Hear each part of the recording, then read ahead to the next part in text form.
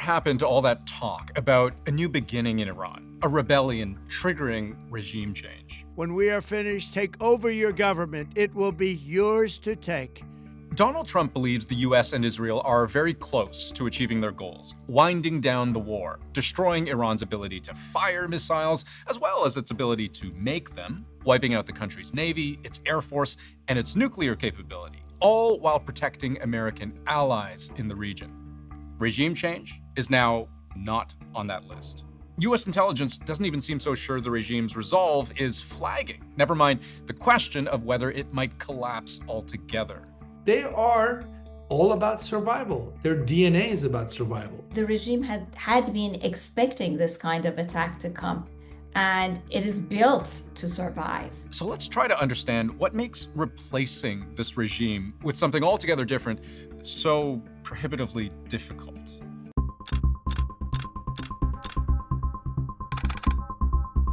When we think about authoritarian governments around the world with singular, all-important heads of state, we think the supreme leader in North Korea, the presidents of Russia, China, same kind of total control.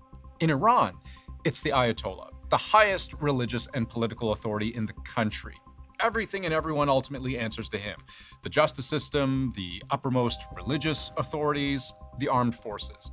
But what you don't see in this diagram is how one element in particular has the capacity to function almost independently of the supreme leader himself. And in a way, it's what makes changing the status quo next to impossible. And that's this, the IRGC.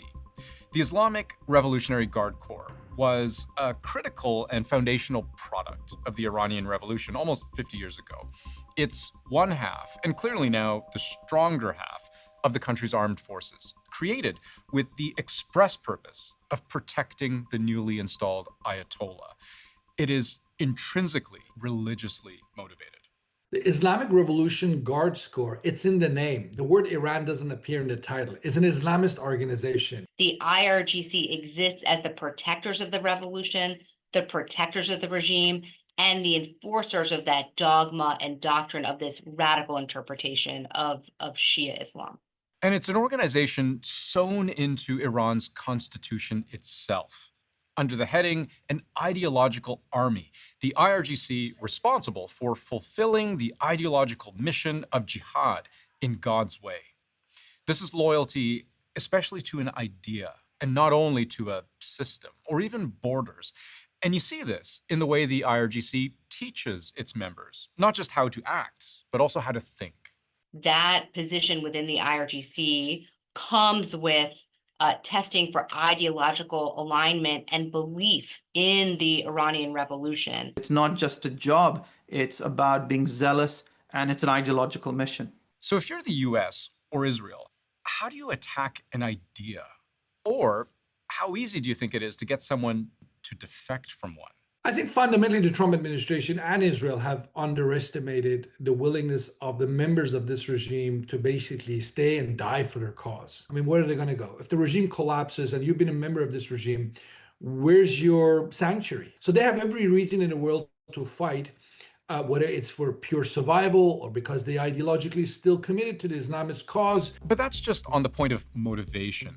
The very structure itself of the IRGC is believed to be incredibly resilient through what's called the Mosaic Defense Doctrine. And I can explain it like this. Normally, for example, in the case of the US, we think of the President of the United States as being Commander-in-Chief of the Armed Forces. Reporting to him, a Secretary of War, who then filters orders down through a whole chain of authority. The Army, the Navy, the Air Force, there's a whole roster of ranking commanders, and then right down to individual soldiers on the battlefield. This is a simplification, but you get the idea. So across the world, across such an organized command structure, you can trace actions and orders back up the chain of command. But in Iran, it doesn't necessarily need to work this way at all. Command authority is dispersed across every province, each unit not only able to act independently, but encouraged to launch attacks, to respond to them, even sometimes to a point where the highest authorities in Iran claim at times to not even be aware of precisely what those regional forces are doing. Our military units are now, in fact, independent and somehow isolated, and they are acting based on instructions, general instructions given to them in advance. Mosaic defense doctrine is something that they have been touting, essentially promoting, advertising openly for a number of years. And it basically boils down to this. You can take out our supreme leader, you can take out a bunch of our senior leaders, but with decentralized power, we will be able to continue to fight. Even though you capture Tehran, there will be elements of resistance elsewhere in the country. And the way the IRGC is spread out is really the key here, because it's not just across geography, it's across entire systems. In a very real way, the economy relies on the IRGC. Its footprint extends to virtually all sectors of Iranian society: energy, construction, telecommunications, media, mining, electronics, automotive, banking, nuclear, and more.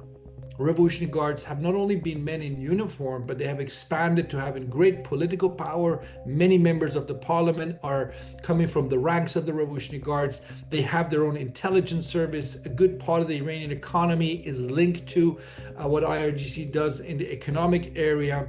And most importantly, they run Iran's nuclear program, the ballistic missile program. They run the proxies in the region. They are, in other words, also the face that the world sees when they look at Iran. To put it simply, the IRGC is everywhere at once. They have the Basij, a paramilitary force, hundreds of thousands strong, embedded in the community and dedicated to reminding Iranians of its authority, sometimes in the most brutal way possible.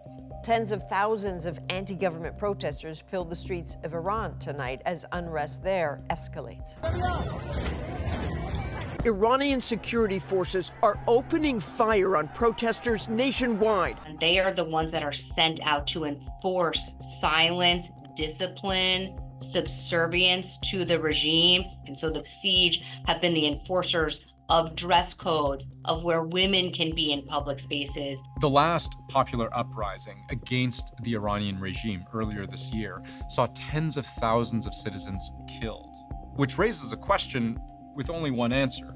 How do Iranians replace a regime that they may be too afraid to fight?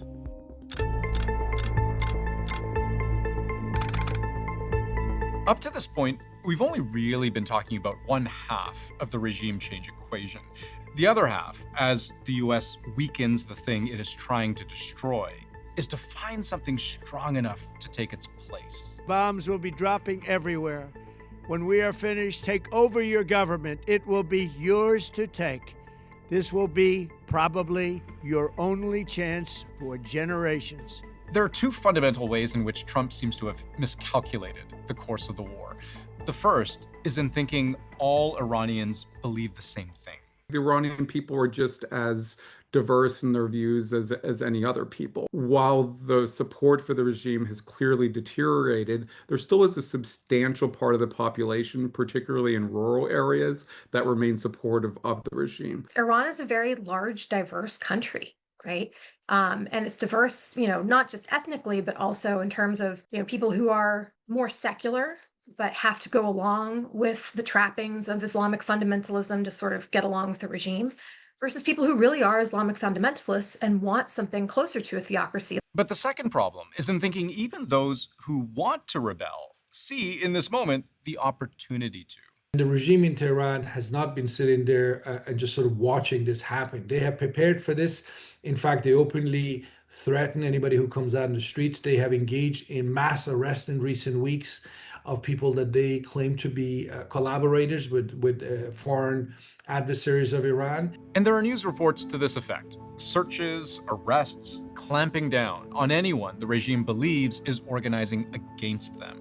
The Trump administration does understand this. They say if anybody protests, we're going to kill you in the streets.